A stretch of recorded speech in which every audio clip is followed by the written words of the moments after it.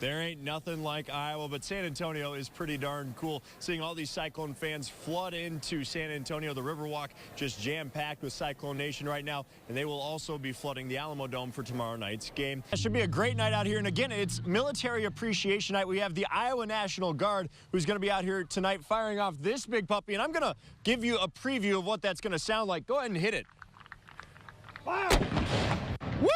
That might clear an eardrum out. It's a battle between size and speed. The Iowa Wild looking to use a fast pace to take a commanding 2-0 series lead tonight. We're talking Wild playoff hockey later in sports. We are coming to you from inside of Amon G. Carter Stadium. It is pitch black in here, but for tomorrow night's 6 p.m. kickoff, it is going to be electric. Lights will be on, and Iowa State donning the chrome red helmets and all white, getting ready for the TCU Horned Frogs. Unfortunately, bad things happen even to great people. We can't stop everything, but believe that the biggest takeaway from the loss of life we continue to see, not just in the state of Iowa, but across this nation, is that we need to get back to a point of understanding and respecting the value of life. It's our job as human beings to cherish life, understanding it's a fragile thing, and use it to do good. This game all week, we've been talking about offense, offense, offense, and one thing's getting overlooked. That's the defense. Iowa State has a very solid one at that. And with a few weeks to prepare for this Washington State team, I expect nothing but pressure and getting after Gardner Minshew tonight.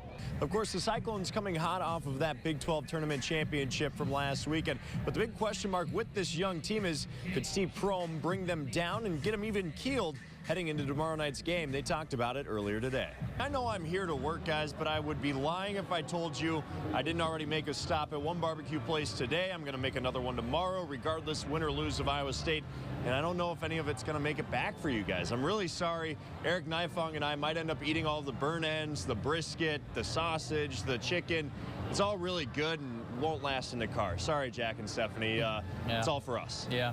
We've maybe talked about the biggest matchup in this game. That's Brock Purdy versus Gardner Minshew. But one thing should not be overlooked. That's how the defense will impact this game. Iowa State, well, their defense has really been the bread and butter. They've been so clutch down the stretch for them, and they will again have to be tonight. There are two formulas that I think mean a victory for Iowa State tonight. As the regular season wound down on Iowa State, many people started to count them out. Stick a fork in them. They're done. Well, this weekend, they've proven otherwise. Iowa State at the Big 12 tournament has been great. Yesterday, we saw a youth-led movement that led to that big win over Baylor. Tonight, totally different story. It was transfer-led and senior-led. Mariel Shayok, the dagger to go ahead and then put it away. Michael Jacobson, a tough, gritty performance, winning 16 rebounds. All in all, this is exactly what people needed to see from the Cyclones. For the Super Bowl, fans go all out to show their team pride. Jerseys, face paint, and even haircuts. Between 8 and 10, different teams, even if their team isn't in the Super Bowl, they're still coming in to get their favorite team. Just steps away from Radio Row is Final Cut Sports Barbershop. Here at Mall of America, we've been over here a little over a year. And in Dominic Warren's chair sits 12-year-old James Holton. I think I might go for the Patriots. That's who you going for, James? Yeah. Okay. Yeah, I like Tom Brady. Tom Brady and one. So we asked the only barber he's ever known This is my favorite barber. to give him a fresh cut with a Super Bowl theme. Yeah, that was great. So when he actually gave me a call and said, I told him, perfect. James wanted to go all out. Eagles, and now I'm also going to put the Patriots sign in there too. Along with the Roman numerals for Super Bowl 52. I'll definitely spend maybe a good hour. But when it's all said and done, it's a win-win. I like it. Look like he likes it. And James says he can't wait to show it off at school. I just like looking fresh. And hopefully celebrate a Patriots win on Sunday. Leland Irving's road to the Iowa Wild has been anything but normal. He's gone from the Calgary Flames to the KHL in Russia, now to Des Moines. It's been a battle, definitely not the easiest road to further my career. But at the age of 7, Irving had to face a battle bigger than any his career would present. We thought it was just like a black fly bite, and it swelled up pretty bad, and it was actually kind of pushing my ear out a little bit. So we got it checked out at the local hospital, and they didn't find anything at first. But then once I went into the specialist in Edmonton, that's when the results came back that it was cancer. Irving was diagnosed with rhabdomyosarcoma, a cancer that forms in soft tissue. It was a tumor on the outside of my skull, and they removed it, and then I went through 13 months of chemotherapy.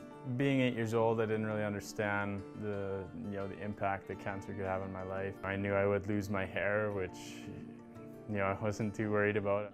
Leland faced more than a year of chemo head-on, turning to hockey as a welcome distraction. Yeah, it was probably the thing that might have saved me, throughout the treatments.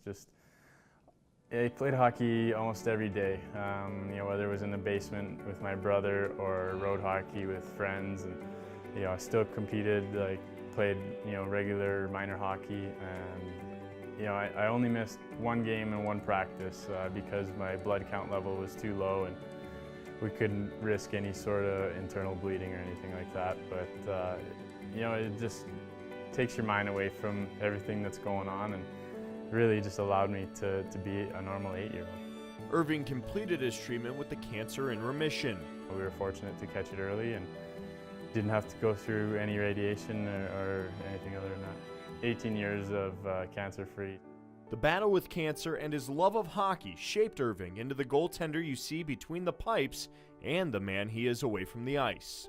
It's tough. You lose a lot of people in this world to cancer, and unfortunately, it's it's a disease that's just part of our world, and we got to deal with it. But I think the key is to stay positive, and that's one thing I'm usually fairly positive. Try and just bring a smile to the rink every day, and work hard, and no matter what the situation is, try and take the positives out of it.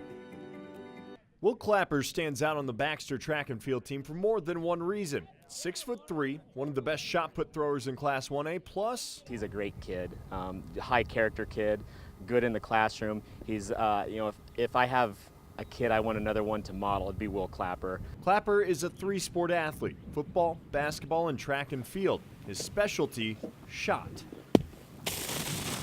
The aggression that goes into it, you can just take everything out on that shot put and just throw it as hard as you can. And if you don't see Will throw, you'll definitely hear it. I'm one of the only guys that meets still that when I throw, we call it talking to it. So we'll throw it and we'll scream as loud as we can. It adds quite a bit to your throw, just getting that extra oomph out of it. Clapper got that extra oomph and then some at the state meet last year, finishing in second. This year, the target is to throw his way to the top of the podium. I was actually the only junior in the finals last year, so that was a big. There's probably a target on my back a little bit, but there's also a target for that first place for me. I've been dreaming of getting that state championship and working for that. As a junior, he's pretty polished for a junior, and now we're fine-tuning and we're tweaking. We're trying to find that next thing that's going to give him another 6 inches to a foot. And while juggling time with FFA, other extracurriculars, and farming at home, Will still puts in time as almost another coach, all while still doing that fine-tuning. A lot of times the middle school and the high school practice together, so I'm almost acting like a assistant coach to the head coaches. I'll take some of the middle schoolers and I'll teach them the ropes. To have a kid like Will that not only kids look up to because of how he's performing, but also be able to emulate his work ethic and emulate his technique, it gets kids excited about it. Now, he just has one last piece to put in place to complete a lasting legacy. That's a state title. That would be something to go out on. In Baxter, John Schaeffer, Local 5 Sports. We are Iowa.